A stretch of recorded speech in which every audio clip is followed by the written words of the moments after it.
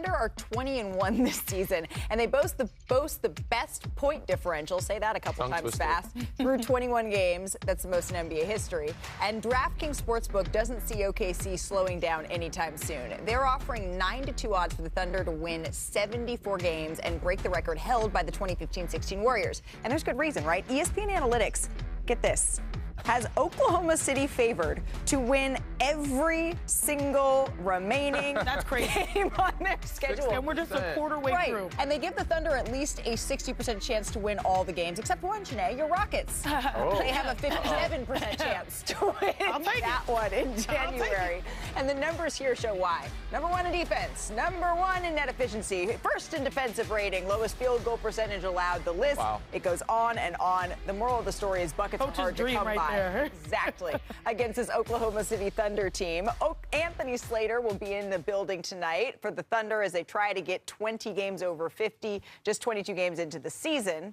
That's insane. Slater, you covered the Thunder for the last 4 years, right, of the Durant years. You know this organization well. In your latest story on ESPN.com, it details why Chet Holmgren is far from satisfied. So how did the Thunder big man use the championship as fuel for this team's success to start the year? Well, let's go back to last season. Kind of around this time, he, broke his hip. I think we'll all remember 10 games into the season. And because it wasn't a season-ending injury, I think we all underestimate how grueling a rehab that was. That was worse than your typical rehab. He had to lay motionless in bed, basically, for 4 weeks. He was in the hospital for a week. And the way he termed it is he was watching his muscle wash away, is the term he used. And I think to him that meant that all the success he'd had in the summer prior, how his body was looking and feeling, he was playing really well. And, they win the title, and he gets a big contract extension. So I think everybody looks at, last year as such a success for him. He got back and he was such a contributor, but he watched the film this summer and he didn't like it. He's like, I'm slow out there, I'm indecisive at times, and he worked all summer to get back to where he felt he was last season and probably even a little bit more. And you're seeing the dividends right now. He's career high in points. All the rim protection numbers are ridiculous. He's been a major part of 20-1. He's currently the favorite for Defensive Player of the Year, and he has all-star aspirations. And, you're starting to kind of see that play out. Yeah, when I was in Oklahoma City a couple of weeks ago, we got a chance to chat with Chet Holmgren, and he said that bringing the trophy around his home, being able to show that off, but also knowing that he didn't feel like he was even playing at his best at that moment is certainly something that is fueling him. And Oklahoma City heads into the Bay to face a shorthanded Warriors squad. Steph Curry, what's the latest on his return? Will we see him tonight?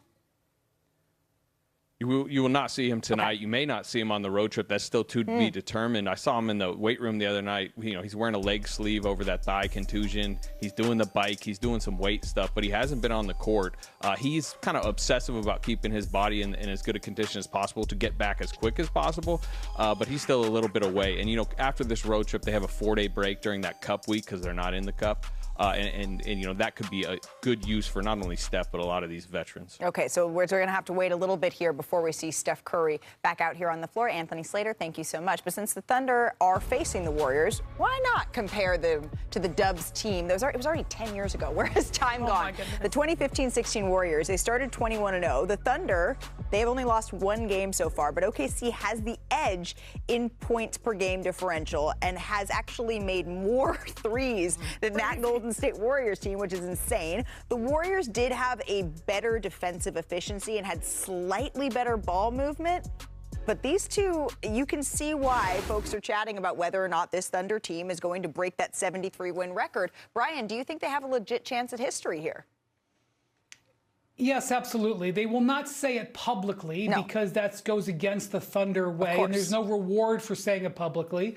But, in Europe, the best teams try for what's known as the treble, which is winning 3 things: to win the Cup, to win the national title, and to win the continental title. There's no reason why the Thunder can't go for the treble this year, which would be winning the Cup, going for 74, and winning another championship. You'll never hear them say it, but their record is not 20-1. In my view, their record is 88-15, because that's what they are over the last 2 regular seasons. Keep that in mind. Always nice to get an appearance from Worldwide Win in Europe. We're going for the treble here, Sinead. But this Thunder team, I think the question becomes, and Danny, you were on a team that were looking to win because you had to. The question becomes, to keep up. Exactly. Do they have to win that much to keep up? Because the Golden State Warriors will say in hindsight that maybe they ran out of gas a little bit. They don't have to, but why not get greedy? Win everything. Win the cup, sweep everybody, win the regular season, beat all the records, and win a championship. You're good enough. You have the depth. The Warriors team had the depth, too. Obviously, there were some things in the finals with Draymond Green had suspension. Yep. He did play games 6 and 7, as Wendy has reminded us.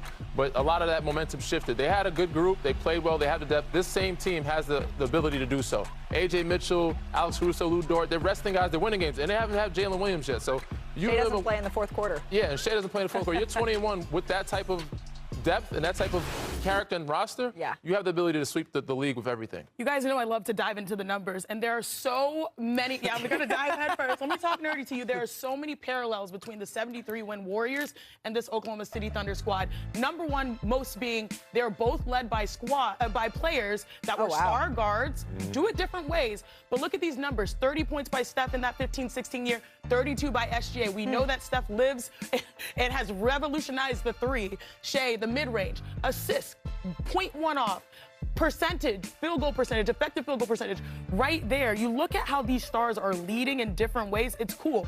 Then you mentioned like the depth. This is a team, the Oklahoma City Thunder, that lead their bench in plus minus. The entire NBA in plus minus amongst benches.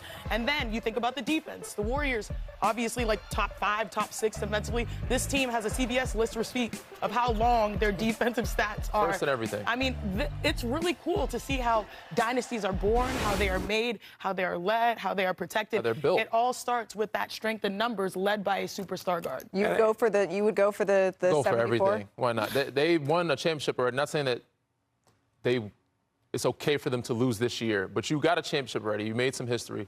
Why not try to continue to make more? I actually asked SGA about this when they got up to that 8-0 start. Yeah. He kind of shrugged. He said, it'd be pretty cool. But they're worried about winning championships. They want a championship. They want a dynasty. I don't think they have to prioritize 70 wins to get there. Sure. They're 20-1 and haven't had an all-NBA player for the vast majority of this season. Right. But when Shea says, that would be pretty cool, that's the equivalent of anyone else going, yeah, let's do it. That's just not what the Oklahoma City Thunder do. They've been the king all year long, but it's time now for King of the Court, brought to you by DraftKings Sportsbook.